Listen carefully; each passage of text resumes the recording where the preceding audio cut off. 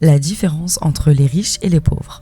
On le voit très souvent en société, il y a une différence énorme. Les riches taxent un peu trop les pauvres et les pauvres pensent que c'est une fatalité qu'ils auront toute leur vie. On n'apprend pas l'intelligence financière. On n'apprend pas ce que c'est d'avoir des actifs et des passifs. On n'apprend pas ce que c'est investir en soi pour investir dans quelque chose qui nous donnera de l'essence même dans notre vie. Investir, c'est d'abord investir en soi pour après investir dans un travail, dans un métier, dans quelque chose qui nous passionne, dans quelque chose qui a dans les tripes vraiment. Et quand tu ne regardes plus tes heures, quand tu ne regardes plus ce que tu as à faire, parce que ce que tu as à faire, c'est aligné avec ce qui tu es, avec ce que tu es et ce que tu es venu faire dans ce monde, intelligemment, tu arrives mieux à manifester. Manifestation, on en parlera dans une autre vidéo. Mais le truc important, c'est d'avoir confiance. Moi, pendant longtemps, j'avais toutes les bases, toutes les connaissances financières, intelligence, développement personnel, etc.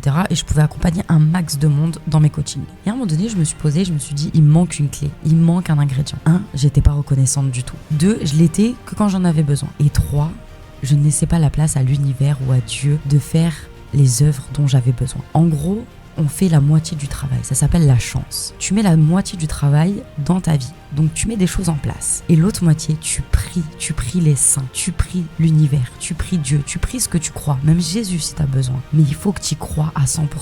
Cette énergie à laquelle tu te connectes, qui est l'univers ou Dieu, automatiquement, elle t'ouvre des portes. Elle t'enferme plein d'autres. C'est un bouclier pour l'être humain. Et tant qu'on ne conscientise pas ça, tant qu'on ne le voit pas, il y a beaucoup de choses qui n'arriveront pas dans la réalité. Et ça, c'est impactant. C'est un témoignage personnel que je vous fais. C'est qu'il y avait beaucoup de portes qui s'ouvraient pour moi. Et dès que je commençais à parler, bizarrement, elles se refermaient. Parce que les gens ne sont pas si bienveillants que ça. Et même s'ils l'étaient, il y a toujours des petites oreilles, comme on dit, les murs ont des oreilles. Et il y a toujours des petites oreilles qui sont pas là où on pense qu'elle devrait être. Donc il faut savoir que les projets, ça se garde. Les projets, ça se prie. Les protections, ça se fait. Il y a plein de rituels de protection qui existent. Si vous en voulez, n'hésitez pas à le mettre en commentaire et je vous en donnerai. Mais sachez une chose, c'est que la différence entre les riches et les pauvres, c'est que les pauvres ont des croyances limitantes qui sont nées avec ou qui l'ont appris par leurs ancêtres ou appris par leur lignée familiale. Mais les riches, ce sont des personnes qui ont les codes et les clés. La plupart ne font pas tellement le bien avec. On le voit avec plein d'industries comme les vêtements ou les choses comme ça.